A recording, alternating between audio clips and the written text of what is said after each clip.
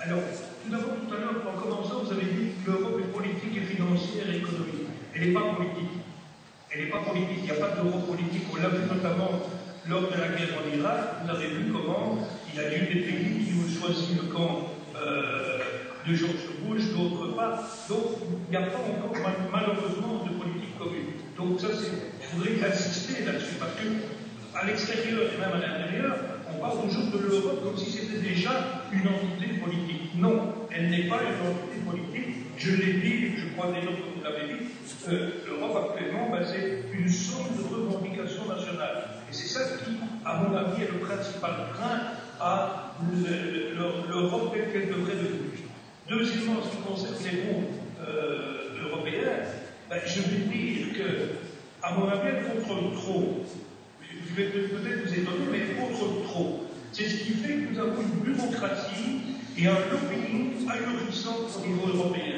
Est-ce que vous savez que Bruxelles est la ville au monde où il y a le plus de lobbying, plus que Washington? C'est assez ahurissant. Nous avons des gens, des cabinets d'avocats qui se font payer à un prix invraisemblable pour préparer des dossiers pour avoir accès à des fonds européens, que ce soit des ONG, que ce soit des sociétés privées. Et donc, là, il y a un véritable problème qu'il faut changer parce que ça devient d'une telle complexité que plus personne ne s'y reconnaît. Et qu'on n'utilise même pas les budgets qui sont affectés. Est-ce que vous avez par exemple le projet de MEDA qui vise à développer des échanges culturels entre le bassin méditerranéen, entre les pays du nord de l'Afrique et les pays européens?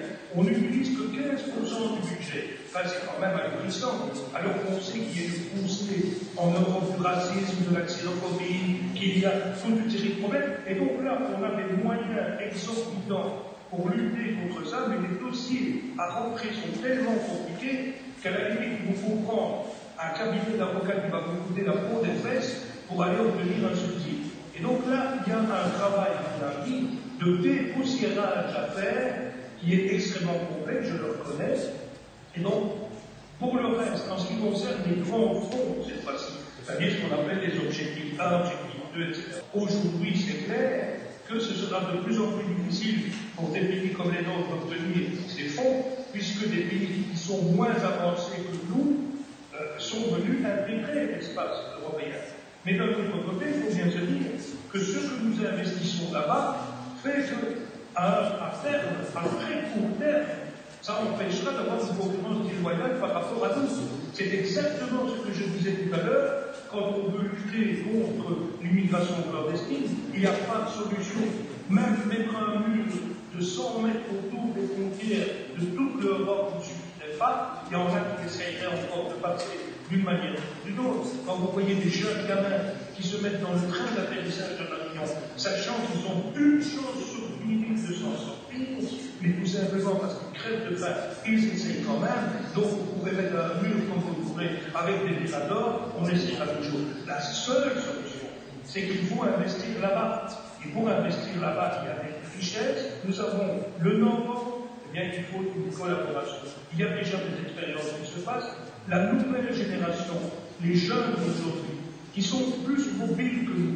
Vous savez, moi, la Belgique, c'est un petit pays. Quand vous dites à un enseignant qu'il perd son emploi à Charleroi et qu'il doit aller à la Louvière, à 10 km de là, c'est la catastrophe. C'est la catastrophe. J'explique toujours d'ailleurs qu'en France, quand on est instituteur, on peut très bien faire ses études à Marseille et se trouver à Maubeuge.